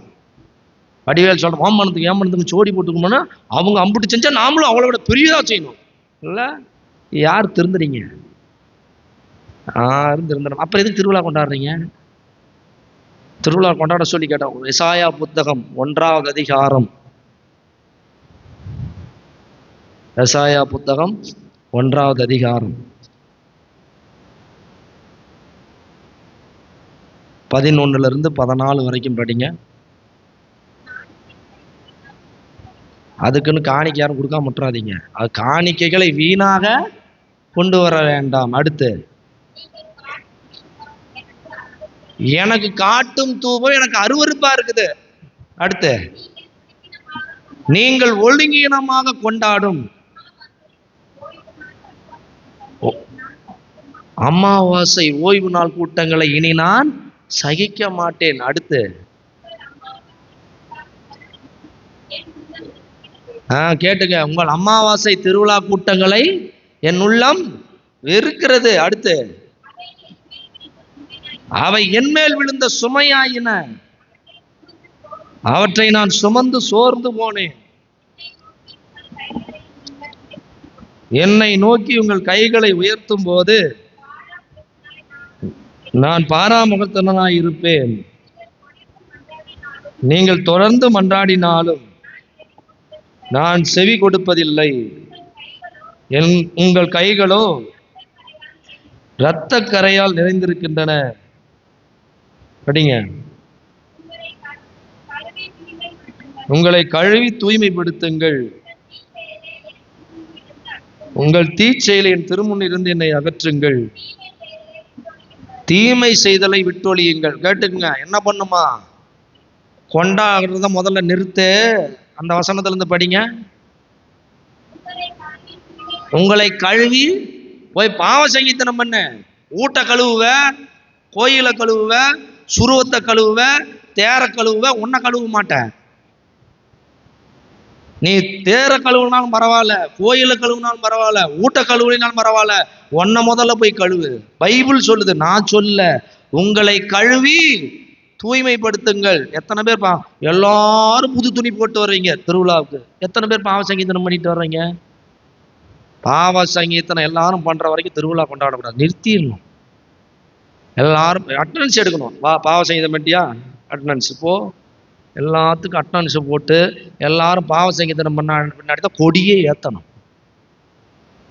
செய்ய முடியுமா? அது முடியாது சாமி. அப்ப இந்த ஜென்மத்தில் நாம திருவிழா திருவிழா கொண்டாலும் நம்மளை பத்தி பக்கத்தூருக்காரன் என்ன நினைப்பான், கேவலமா பேசுவாங்க இல்ல இல்ல என்ன பேசுவாங்க, கையால் ஆகாதுன்னு சொல்லிட மாட்டான்ல. பாவ சங்கீதம் செய்ய கையாளாதுன்னு யாரும் சொல்ல மாட்டேங்கிறாங்களே, பைபிள் படிக்க கையாளாதுன்னு யாரும் சொல்ல மாட்டேங்கிறாங்களே. அது கேவலமா தெரியலையே. பைபிள் படிக்காம இருக்கிறது, ஞாயிற்றுக்கிழமை பூசைக்கு வராம இருக்கிறது, பாவ சங்கீதனம் பண்ணாம இருக்கிறது, பிள்ளைங்களை மறைக்கல்வி கழும்பாம இருக்கிறது, தியானத்துல கலங்காம இருக்கிறதெல்லாம் கேவலமா தெரியல. திருவிழா நடத்தாதான் கேவலம் இல்ல. திருவிழா நடத்தலாம் ஊர் கௌரவம் என்ன ஆகுறது, ஊர்மானம் என்ன ஆகுறது இல்ல. மற்றதுக்கெல்லாம் ஊர்மானம் போகாது இல்ல. இந்து மக்கள் கழுவி ஊத்துறான், நீ எல்லாம் ஒரு கிறிஸ்தவனான். திருவிழா கொண்டாடனோடனே அவன் தலையில தூக்கி வச்சு, பரவாயில்ல கிறிஸ்தவங்களும் சூப்பர் திருவிழா கொண்டாடிட்டீங்கன்னு சொல்றானா. நாங்களே தேவலாம் அப்படிங்கிறான் இல்ல. உங்களை கழுவி தூய்மையாக்குங்கள். அடுத்து படிங்க. தீச்செயல்களை திருமுனிலிருந்து அகற்றுங்கள். அடுத்து தீமை செய்தலை விட்டொழியுங்கள். அடுத்து நன்மை செய்ய கற்றுக்கொள்ளுங்கள். தீமை செய்யறத கத்துக்கிறீங்க சொல்லி கொடுக்காமலேயே. யார் யாருக்கு ஆப்பு வைக்கணும், என்னென்ன பண்ணணும்னா எதாவது கெடுதல் செய்யணும், செய்யணும், பில்லி சூனியம் வைக்கணும், அதெல்லாம் செய்யறீங்க. நன்மை செய்ய கற்றுக்கொள்ளுங்கள், கழுவி தூய்மைப்படுத்துங்கள், தீமையை விட்டொழியுங்கள், நன்மை செய்ய கற்றுக்கொள்ளுங்கள். அடுத்து நீதியை நாடுங்கள். நீதினா என்ன? அவனுக்குரியத அவனுக்கு கொடுக்கணும், அடுத்தவனுக்குரியதை நீ புடுங்க கூடாது. எல்லாரும் சமந்தான், எல்லா பிள்ளைக்கும் சொத்துல பங்குண்டு இல்லையா? அந்த அப்பனுக்கு பிறந்த எல்லா பிள்ளைகளுக்கும் சொத்துல பங்குண்டு. அதே போல இந்த கோயில்ல ஞானஸ்தானம் வாங்கின எல்லாத்துக்கும் சம உரிமை உண்டு. நாங்க தான் செய்வோம், ஒருத்தரும் ஆதிக்கம் பண்ணக்கூடாது. நீதி, கடவுளுக்குரியதை கடவுளுக்கும், மனிதருக்குரியதை மனிதருக்கும் கொடுக்கணும், அதுதான் நீதி. அவனுக்குரியதை புடுங்கிறது அநீதி. நீதியை நாடுங்கள். அடுத்து செஞ்சுட்டு தான் வருவேன். இருப்பவர்கள் இல்லை என்போர் இருக்கையிலே இருப்பவர்கள் இல்லை என்பார். மடி நிறைய பொருள் இருக்கும், மனம் நிறைய. சினிமாக்காரனுக்கு தெரிஞ்ச தத்துவம் கிறிஸ்தவனுக்கு தெரியல. திருவிழாவுக்கு கொடுப்ப டொனேஷன், பக்கத்து வீட்டுக்காரன் பையன் படிக்கிறான், ஃபீஸ் இல்லை, கட்டுவியா? பக்கத்து வீட்டில் உடம்பு சரியில்லை, ஆஸ்பத்திரி செலவு குடிப்பியா? கடன் வாங்கிட்டான், தெரியாம வாங்கிட்டான், அவன் கடனை நீ அடைப்பியா? இல்ல சொத்துல பங்கு தான் குடிப்பியா? கூட பிறந்தவனுக்கு அடிச்சுக்கிட்டு சாவற, கிறிஸ்தவனா இருந்துகிட்டு சொத்தை தரமாட்டேன்னு கேஸ் வேற போடுற. பகிர்ந்து வாழணும், ஒடுக்கப்பட்டு. அவன் பாவையா, ஒருத்தன் 10 பேர் சேர்ந்துட்டு ஒருத்தனை அடிச்சுக்கிட்டு இருப்பான், அவன் பார்த்துக்கிட்டு இருப்பான். ஒருத்தனை ஏன் அடிக்கிறீங்க, ஏன் அவன் என்னையா தப்பு பண்ணான், கம்முன்னு போங்கயா அப்படின்னு சொல்றதுக்கு யாரும் இல்லை. நமக்கு ஏன் வம்பு இல்ல? ஆமாவா இல்லையா? ஒடுக்கப்பட்டோருக்கு உதவி செய்யுங்கள். அடுத்து திக்கற்றோருக்கு நீதி வழங்குங்கள். கைம்பெண்ணுக்காக வழக்காடுங்கள். கணவன் இல்லையா, ஊரே சேர்ந்து அந்த பொண்ணுக்கு உதவி செய்யணுங்க. ஏன்னா அது உங்க வீட்டு பிள்ளை, இது உங்க வீட்டு பிள்ளை. ஒரு பொண்ணுக்கு புருஷன் இல்லைன்னொடனே ஊரே சேர்ந்து அந்த பொண்ணுக்கு உதவி செஞ்சா அந்த பொண்ணு ஏன் தப்பான வழிக்கு போகுது? ஒன்று நல்லா தெரிஞ்சுக்குங்க, பெண்கள் எப்பொழுதுமே தவறான வழிக்கு விரும்பி போகிறவர்கள் கிடையாது. நான் அடிச்சு சொல்லுவேன், எந்த பொண்ணும் பிறக்கும் போதே நான் விபச்சாரியாக போக வேண்டும் என்று பிறப்பதில்லை. ஒரு பெண்ணு ஏன் விபச்சாரி ஆகிறான்னா, அவங்க அப்பா சரியில்லை, அவங்க அண்ணன் தம்பி சரியில்லை, கட்டுனவன் சரியில்லை, அவளுக்கு பிறந்தவன் சரியில்லை. இந்த 4 ஆண்கள், இன்னொன்று ஊர்ல இருக்கிற சகோதர சகோதரிகள். ஒரு பெண்ணுக்கு பாதுகாப்பு அந்த ஊர் கொடுத்ததுன்னா, உதவி செஞ்சதுன்னா, அந்த பொண்ணு தவறான வழியில நடக்கிறதுக்கு வாய்ப்பே கிடையாது. அதே மாதிரி செய்யறவனையும் சும்மா விடுறதில்ல. செஞ்சா சும்மா செய்வானா? இவனும் செய்ய மாட்டான், செய்யறவனையும் விட மாட்டான். கைம்பெண்ணுக்கு உதவுங்கள். இயேசு சாமி நயின் நகர் விதவையை பார்த்து இறங்கினார். அந்த அம்மா பையன் செத்து போயிட்டான், அந்த அம்மா அழுதுட்டு போறத பார்த்து பாடை. அந்த அம்மா கேட்கல, நல்லா புரிஞ்சுக்கிங்க, எனக்கு உதவி செய்யுங்க. அந்த அம்மா வந்து இயேசு சாமி கிட்ட கேட்கல, இவரா போறார், போய் தொடுறாரு. தொட்டு அந்த பையனுக்கு உசுரை கொடுத்து இந்த அம்மா வச்சுக்கன்ட்டு வராரு. உதவி செய்யணுங்க, உதவி செய்யணும், விதவைகளுக்கு உதவி செய்யணும். அடுத்து வாங்க, இதையெல்லாம் சரி பண்ணிட்டு வாங்கங்கிறார். இதை சரி பண்ணிட்டு திருவிழா கொண்டாடு. உன்னை தூய்மைப்படுத்து, தீமையை விட்டொழி, நன்மை செய்ய கத்துக்கோ, ஒடுக்கப்பட்டோருக்கு உதவி செய்ய, ஒடுக்கப்பட்டோருக்கு வழக்காடு, கைம்பெண்ணுக்காக உதவி செய்ய. இப்ப வா திருவிழா கொண்டாடலாம். முதல்ல வாழ்க்கையை சரி பண்ணுங்க, அப்புறம் திருவிழா கொண்டாடுங்க. ஒரு கேள்வி கேட்குறேன், கோச்சிக்க மாட்டீங்களே. இந்த ஊர்ல எல்லாம் ஒற்றுமையா சமாதானமா இருக்கிறீங்களா? எல்லாரும் ஒற்றுமையா சமாதானமா இருக்கிறீங்களா? அப்புறம் என்னத்துக்கு திருவிழா? முதல்ல ஒற்றுமையா வாங்க, சமாதானமா, அப்புறம் திருவிழா கொண்டாடுங்க. இந்த 5 விரலும் சேர்ந்தாதான் ஒரு வா சோறு உள்ள போக முடியும். இந்த 5 விரல் பிரிச்சு இப்படி சாப்பிட்டு காட்டுங்க பார்க்கலாம். எனக்கு மதியானம் சாமியார் சாப்பாடு போடுவார், இப்படி சாப்பிட்டு காட்டுங்க பார்க்கலாம். சாப்பிட முடியுமா இப்படி? ஆனா இப்படி திருவிழா எல்லாரும் சண்டை சச்சரவு போட்டி பொறாம இதோட திருவிழா கொண்டாடுறீங்க. உங்க பங்கு மட்டும் இல்லை, கத்தோலிக்க திருச்சபையில் இருக்கிற, தமிழகத்தில் இருக்கிற எல்லா பங்குல இருக்கிற பொதுவான பிரச்சனை இது. இந்த பகுதியில வருகிற எல்லா பிரச்சனைகளும் இருக்கிறது. இதெல்லாம் சரி பண்றது இல்ல. மக்களுக்குள்ள ஒற்றுமை கிடையாது, மக்களுக்குள்ள பகிர்வு கிடையாது, மக்களுக்குள்ள ஒரு பாசம் கிடையாதுங்க. எல்லாரும் என் சகோதர சகோதரிகள் என்ற உணர்வு இல்லையே. இப்ப எல்லாருக்கும் ஒரே மாதிரி ஞானஸ்தானம் கொடுக்குறாங்க. உங்களுக்கு அதே ஞானஸ்தானம் தான், எனக்கும் அதே ஞானஸ்தானம் தான். உங்களுக்கு அதே நன்மை தான், எனக்கும் அதே நன்மை தான். நீங்க செத்தாலும் அதே ஜெபம் தான், நான் செத்தாலும் அதே ஜெபம் தான். உங்க வீட்டுல கல்யாணம் நடந்தாலும் அதே சடங்கு தான், என் வீட்டுல கல்யாணம் நடந்தாலும் அது சடங்கு. சடங்குகள் மாறுகிறதா? வழிபாடுகள் மாறுகிறதா? கிடையாது. ஆனா வாழ்க்கை மட்டும் மாறிக்கிட்டு இருக்கிறது.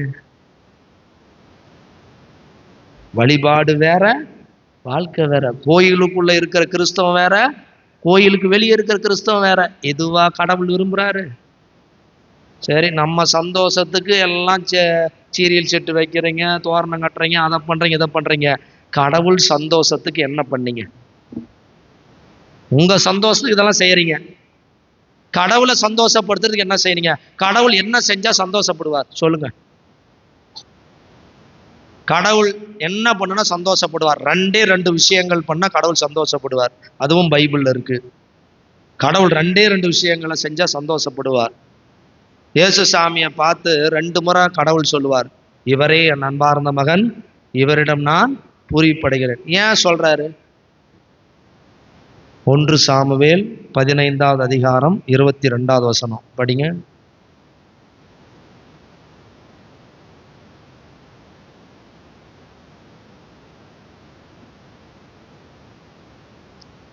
பதினைந்து 22. அப்போது சாமுவேல் கூறியது, ஆண்டவருக்கு மகிழ்ச்சி தருவது எரிபலிகள் பிறபலிகள் செலுத்துவதா, அவரது குரலுக்கு கீழ்ப்படிவதா? கீழ்ப்படிதல் பலியை விட சிறந்தது. கீழ்ப்படிதல் ஆட்டுக்கிடாயின் கொழுப்பை விட. இப்ப கடவுளுக்கு கடவுளை சந்தோஷப்படுத்தணும்னு என்ன பண்ணணும்?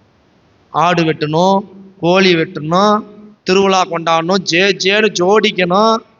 அப்பதானே அவர் சந்தோஷப்படுவாரு. அதுல சந்தோஷப்படலன்னு அவர் முன்னே சொல்லிட்டாரு. அவருக்கு சந்தோஷம் கொடுக்கறது என்னது? கீழ்ப்படிதல். அவர் சொல்றத கேட்கணும், அவர் சொல்றத கேட்கணும். அதுதான் லூக்கா 6:46 இன்னும் தெளிவா சொல்லுவார். லூக்கா 6:46 படிங்க.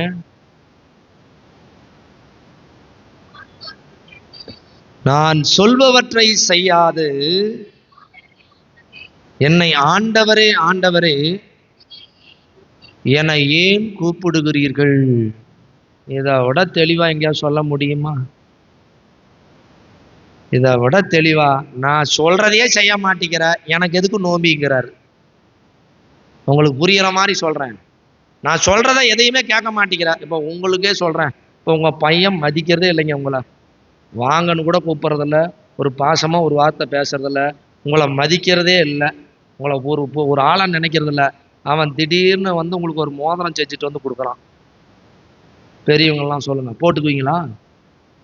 உங்களை மதிக்கிறதே இல்லைங்க, போட்டுக்குவீங்களா? வெக்கமான சூடு சொரணம் இருந்தா, என்னையே மதிக்கல, என் பேச்சுக்கு மரியாதை இல்லை, நீ எதை கொடுத்தாலும் எனக்கு வேணா தூக்கி போட்டு போயிடுவான். சாதாரண மனுஷன் உனக்கே இவ்வளவு ரோசம் இருந்தா கடவுளுக்கு எவ்வளவு இருக்கும்? அவர் சொல்றத நீ கேட்க மாட்ட, ஆனா அவர் கொடுக்கறதால நீ கொடுக்கறதெல்லாம் அவர் வாங்கிக்கணுமா, மாலை போட்டா வச்சுக்கணுமா. நீ சுருவத்துக்கு தான் மாலை போடுற, அவருக்கு போட முடியாது. சுருவம் எதை போட்டாலும் வாங்கிக்கும். ஆனா உயிர் உள்ள கடவுள் வாங்க மாட்டார். அவர் கேட்கறது என்ன? நான் சொல்றத கேளு. சரி, சொல்றத நீ கேட்கல, அடுத்து என்ன மகிழ்ச்சி தரும்? லூக்கா நற்செய்தி 15:7-10. லூக்கா நற்செய்தி 15வது அதிகாரம் 7 மற்றும் 10 வசனங்கள். அதுபோலவே மனம் மாற தேவையில்லாத 99 நேர்மையாளர்களை குறித்து உண்டாகும் மகிழ்ச்சியை விட மனம் மாறிய ஒரு பாவியை குறித்து விண்ணுலகில் மிகுதியான மகிழ்ச்சி உண்டாகும். பிரைஸ் தி லார்ட், ஹல்லேலூயா. நீ கீழ்ப்படியல, சரி விட்டுரு, ஆனா நீ மனம் மாறணும். எல்லாம் நம்ம மதம் மாறி இருக்கிறோம், இந்து மதத்திலிருந்து கிறிஸ்துவ மதத்திற்கு மதம் மாறி இருக்கிறோம், ஆனால் இன்னும் மனம் மாறவில்லை. எப்படி மாறல? இன்னுமே நம்ம கடவுள் பேச்ச கேட்கறது இல்ல, நாம சொல்றதான் கடவுள் கேட்கணும். கடவுள் சொல்றதை கேட்கறதுக்கு யாருமே இல்ல. கடவுள் நாம சொல்றதான் கடவுள் கேட்கணும் இல்ல? ஆமா தானே? கடவுள் நாம சொல்றதான் கடவுள் சொல்றதை நாம கேட்கிறோமா? பைபிளை படிச்சா, பைபிள், இந்த ஹோல் பைபிள் 2 வசனங்கள் அடங்கிடும். 2 வசனங்கள், 2 கட்டளைகள். இப்ப கடவுள் மகிழ்ச்சி அடையதுன்னா 2, ஒன்னு கீழ்ப்படிதல், இன்னொன்னு மனமாற்றம். இது 2 நீ செய்யலன்னா, நீ என்னதான் தங்கத்திலே தேர் இழுத்தாலும் கடவுள் சந்தோஷம் படமாட்டார். நீ ஊரையே லைட்டால ஜோடிச்சாலும், நீ உலகத்துல இருக்க கேரளாவில் இருக்கிற செண்டை மேல, அந்த மேல, இந்த மேல ஒன்று அடிச்சுட்டு உருட்டுனாலும் கடவுளை சந்தோஷப்படுத்த முடியாது. இந்த கத்தோலிக்க மக்கள் என்னைக்குதான் புரிஞ்சுக்க போறீங்கன்னே தெரியல. திருவிழான்னாவே அலங்காரம், கொண்டாட்டம். திருவிழான்னா என்னது? டெக்கரேஷனும் செலிப்ரேஷனும் தான். டெக்கரேஷனு, செலிப்ரேஷன், அவ்வளவுதான். கோயிலை டெக்கரேட் பண்ணுவீங்க, சுருவத்தை டெக்கரேட் பண்ணுவீங்க, தேரை டெக்கரேட் பண்ணுவீங்க, பொங்கலை டெக்கரேட் பண்ணிட்டு வந்து உட்காந்துக்குவீங்க. பொங்கலை டெக்கரேட் பண்ணிட்டு வருவீங்க. செலிப்ரேஷன், அடி வெடி, டக்கட்டும் டக்கட்டும் டக்கட்டும் அடி, ஆட்டம் பாட்டம். இதில் பார்த்தேன் நோட்டீஸ், நிகழ்ச்சி நிரல்கள். இவங்க ஆடுவாங்க, அவங்க ஆடுறதுக்கு மட்டும் இளைஞர்களும் இளம் பெண்களும் வந்து நிற்பாங்க, ஆட்டம் போடுறதுக்கு, ஜெபம் பண்றதுக்கு, தியானத்துக்கு வந்தவன மட்டும் தான் ஆட ஒண்ணும். சாமியாட்ட சொல்லிட்டு போறேன், தியானத்துக்கு வந்தவங்களுக்கு மட்டும்தான் பங்குல எல்லாம் உண்டு. ஏன்னா தியானத்துக்கு வந்தவங்க இறை வார்த்தையை கேட்டு திருந்துவான். இறை வார்த்தை என்ன பண்ணும்? குத்தும். இருபுறமும் கருக்கு வாய்ந்த எந்த வாழ்வும் குத்தும். இப்படி இறை வார்த்தையை கேட்டு மனமானவன் தாங்க ஆதி கிறிஸ்தவன். திருத்தூதர் பணிகள் 2வது அதிகாரம் 36வது வசனம் படிங்க. பேதுரு பெரிய பிரசங்கம் வைக்கிறார். வச்சதுக்கு அப்புறம் 2:36, திருத்தூதர் பணிகள் 2:36. சார் 37 படிங்க. அவர்கள் இதை கேட்டு உள்ளம் குத்தப்பட்டவர்களாய் பேதுருவையும் மற்ற திருத்தூதர்களையும் பார்த்து, சகோதரரே, நாங்கள் என்ன செய்ய வேண்டும்? அதுக்கு அவர் சொல்லுவார் பாருங்க, பேதுரு சொல்லுவார் பாருங்க. அடுத்து படிங்க. அதற்கு பேதுரு அவர்களிடம், நீங்கள் மனம் மாறுங்கள். அடுத்து, உங்கள் பாவங்களிலிருந்து மன்னிப்பு பெறுவதற்கு ஒவ்வொருவரும் இயேசு கிறிஸ்துவின் பெயரால் திருமுழுக்கு பெறுங்கள். அப்பொழுது தூய ஆவியை கொடையாக பெறுவீர்கள். பாருங்க, கிறிஸ்துவ ஃபார்மேஷன் என்ன தெரியுங்களா? முதல்ல உக்காந்து கடவுள் வார்த்தைய கேட்கணும். கேட்டுட்டு, சாமி எங்களை மாத்துங்க, நாங்க தப்பு செஞ்சிட்டோன்னு உணரணும். அதுக்கப்புறம் தான் ஞானஸ்நானம். ஞானஸ்நானம் வாங்கும்போது தான் பரிசுத்தாவிய பெற்றுக்கொள்றோம். பரிசுத்தாவிய பெற்றுக்கொண்டவனுடைய வாழ்க்கை வேற, பரிசுத்தாவிய பெறாதவனுடைய வாழ்க்கை வேற. இன்னைக்கு ஏன் கத்தோலிக்க கிறிஸ்தவர்கள்லாம் இப்படி இருக்குன்னா, திருவிழா கொண்டாடுறதுல இருக்கிற ஆர்வம் தியானத்துக்கு போறது இல்ல. திருவிழா நடத்துறதுல யாரா பரிசுத்தாவினுடைய அபிஷேகம் வாங்கினவங்க? திருவிழாவில் பரிசுத்தாவின் அபிஷேகம் கிடைக்குதா சொல்லுங்க? பிசாசு தான் உள்ள பூந்துக்குது. பிசாசு தான் உள்ள பூந்துக்கிட்டு சண்டை சச்சரவு. அன்புக்குரியவர்களே, கிறிஸ்தவ வாழ்க்கைன்னா ஆவிக்குரிய வாழ்க்கை தாங்க கிறிஸ்தவ வாழ்க்கை. சாதாரண மனுஷ வாழ்க்கை இல்லை. சாதாரண மனுஷ வாழ்க்கை கிறிஸ்தவ வாழ்க்கை கிடையாது. அதனாலதான் இயேசு சாமி பாருங்க, சாதாரண மனுஷனால பிறக்க. விசுவாச பிரமாணத்துல என்ன சொல்றீங்க? அவர் பரிசுத்தாவியினால் கருவுற்று கன்னி மரியாவிடந்து பிறந்தார். அப்ப கிறிஸ்தவன்னா அவனுக்குள்ள என்ன இருக்கணும்? தூய ஆவியானவர் இருந்தாதான் அவன் கிறிஸ்தவன். ரோமையர் 8:9 மற்றும் 14 படிங்க. ரோமையர் 8:9, 8வது அதிகாரம் 9வது வசனம் மற்றும் 14வது வசனம். கடவுளின் ஆவி உங்களுக்குள் குடிகொண்டிருந்தால் நீங்கள் ஊனியல்பை கொண்டிராமல் ஆவிக்குரிய இயல்பை. இந்த ஊனியல்புன்னா என்ன? ஆவிக்குரிய இயல்புன்னா ஊனியல்புன்னா என்ன? கலாத்தியர் 5:19 21 வரைக்கும். கலாத்தியர் 5:19 21 வரைக்கும் படிங்க. ஊனியல்பின் செயல்கள் யாவருக்கும் தெளிவாய் தெரியும். பரத்தமைனா விபச்சாரம். ஒரு பெண் பல பெண் ஆண்களோடோ அல்லது ஒரு ஆண் பல பெண்களோடோ தவறான உடலுறவு வைப்பதைத்தான், வெறும் உடல் இச்சைக்கு முக்கியத்துவம் கொடுப்பதைத்தான் விபச்சாரம் என்கிறோம், பரத்தமை என்கிறோம். அடுத்து கெட்ட நடத்தை. அடுத்து காம வெறி. இந்த உடம்புங்கிறது வெறும் காமத்துக்காக மட்டும்தான் உடம்பு. அடுத்து சிலை வழிபாடு.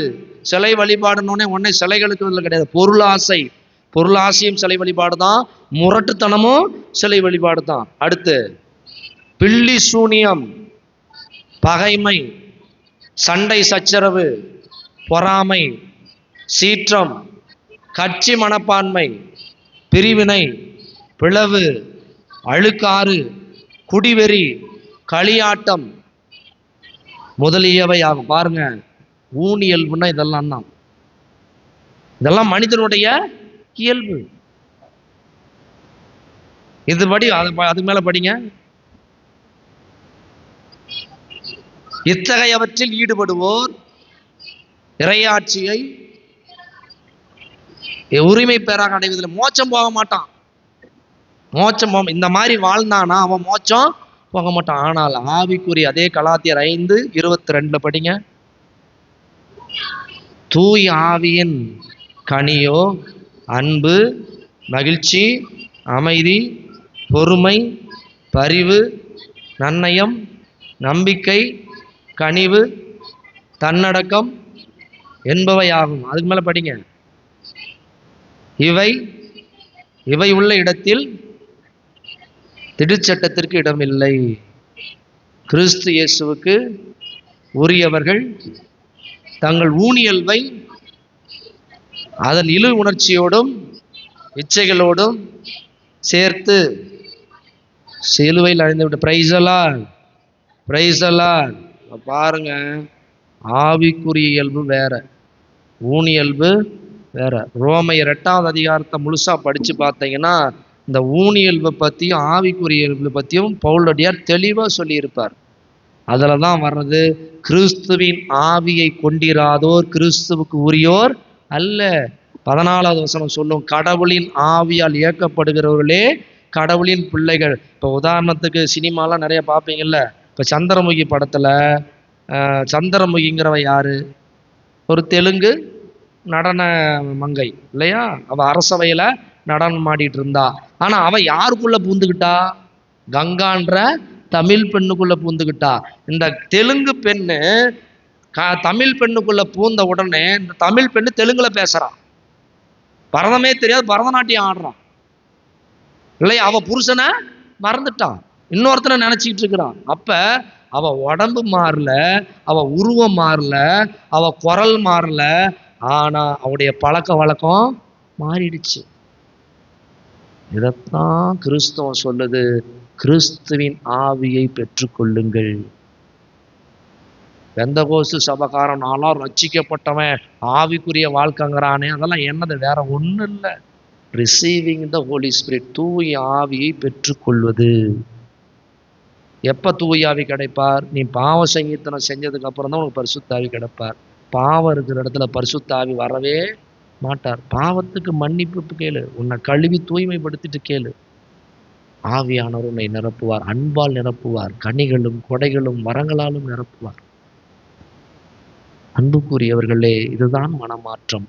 ஊனியல்பிலிருந்து இப்ப கட்சி மனப்பான் அதுல படிச்சீங்களே, அதுல முக்கியமான பகைமை, சண்டை, சச்சரவு, சீற்றம், பிரிவினை, பிளவு, இல்ல அழுக்காறு, குடிவெறி, களியாட்டம், ஆடுறது அடிச்சுக்கிட்டு,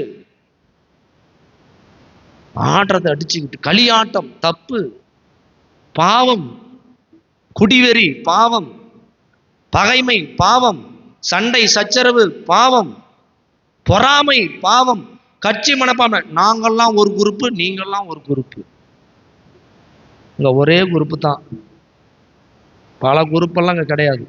ஒரே குரூப்பு, இயேசுவுக்கு கீழ்ப்படுகிறவங்க. ரெண்டே குரூப்பு தான் உலகத்துல. ஒன்று கடவுளுக்கு கீழ்ப்படுகிறவன், இன்னொன்று கடவுளுக்கு கீழ்ப்படியாதவன். அவ்வளவுதான். நீ எந்த குரூப்பு? கடவுளுக்கு கீழ்ப்படுகிற குரூப்ல இருக்கிறியா, கடவுளுக்கு கீழ்ப்படியாத குரூப்லையா? பரிசுத்தாவியை பெற்றவனெல்லாம் கடவுளுக்கு கீழ்ப்படிவான், பரிசுத்தாவியை பெற்றுக்கொள்ளாதவனெல்லாம் கடவுளுக்கு கீழ்ப்படிய மாட்டான். நீங்க எந்த குரூப்பு சொல்லுங்க? நாங்க கொஞ்ச நாள் இதுல இருப்போம், நாங்கெல்லாம் கட்சி தாவறீங்க. எவன் ஆட்சியில் இருக்கிறானோ அந்த கட்சிக்கு நாங்கள் போயிருவோம். இல்லை, எங்களுக்கு முக்கியம் நாங்கள் பதவியில் இருக்கணும், எங்களுக்கு முக்கியம். அதான் இந்த மிக்கேல் தூதருக்கு மிக்கேல் தூதர் யாரை மிதிச்சிட்டு இருப்பாரு? எங்க இருக்கிறாதா பாருங்க, யார் இருக்கிறா? ஒரு திருவிழாவில் அந்த ஊர்ல சண்டை, சாமியார் இருந்தால் சுருவத்தை தூக்கிட்டு போய் வைக்கணும். இந்த சுருவத்தை தூக்கிட்டு போகும்போது எல்லாம் தொட்டு கும்பிடுவாங்க. அன்னைக்குன்னு பார்த்து அந்த சாமியார் எனக்கு மிக்கேல் தூதர் சுருவத்தை தூக்கி கொடுத்துட்டார். நான் தூக்கி பிடிச்சிட்டு போறேன், அவனுக்கு யார் எட்டுவா? எல்லாம் தொட்டு கும்பிட்றான்.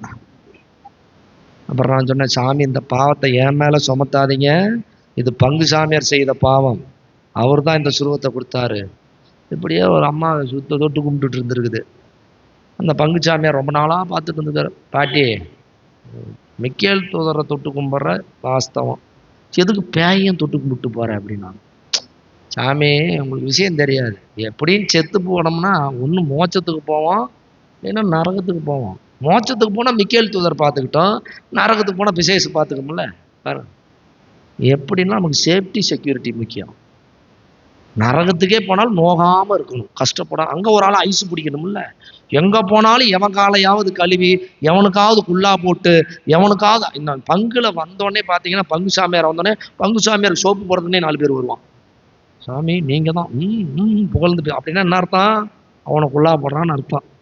நான் என்னை எட்டி உதைக்கிறவனை கூட நம்புவேன், இந்த பின்னாடி நின்று சாம்பிராணி போறான் பாருங்க. இதுதான் இன்னைக்கு நடக்குது. எங்க போனாலும் நமக்கு சேஃப்டி செக்யூரிட்டி. தவறு, தவறு. பாவத்தை, பாம்பை கண்டு ஓடுவதை போல பாவத்தை கண்டு ஓடு. பாவம் 2 தாங்க. ஒன்று கடவுளுக்கு எதிராக செய்யறது, இன்னொன்று மனுஷங்களுக்கு எதிராக செய்யறது. கடவுள் சொல்றத பைபிள் முழுக்க, மத்தேயு நற்செய்தி 22வது அதிகாரம் 34 இருந்து 40 வரைக்கும்.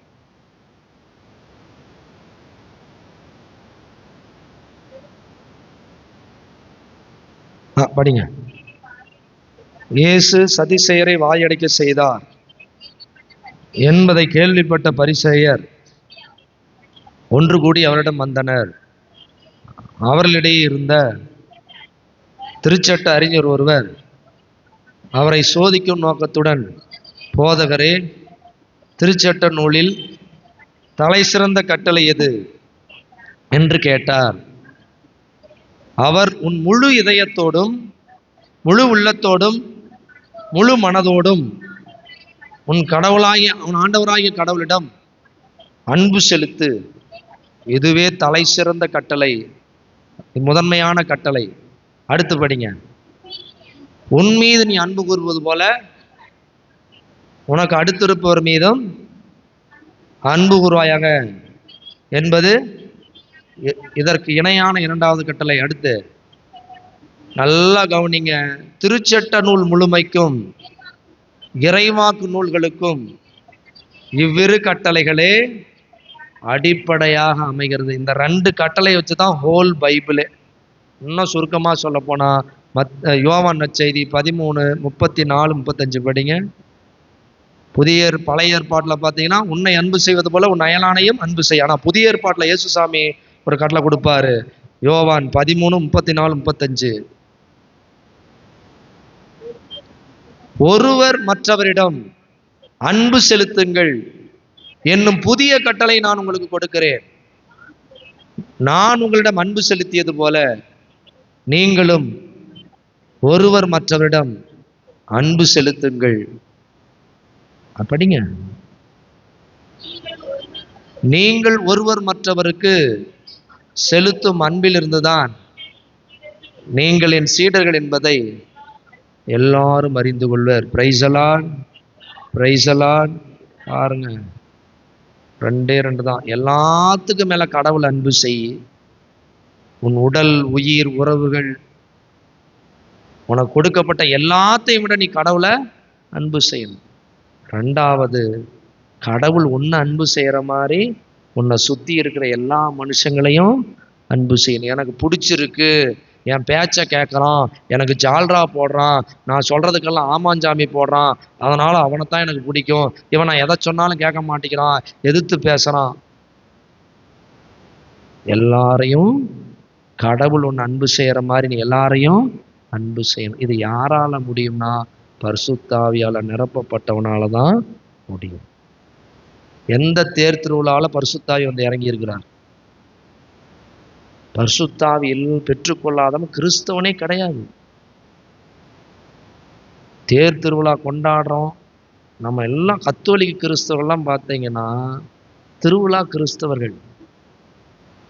திருவிழா கிறிஸ்தவர்கள் கிறிஸ்துமஸ், ஈஸ்டர், திருவிழா, அதுக்கப்புறம் பார்க்கவே முடியாது.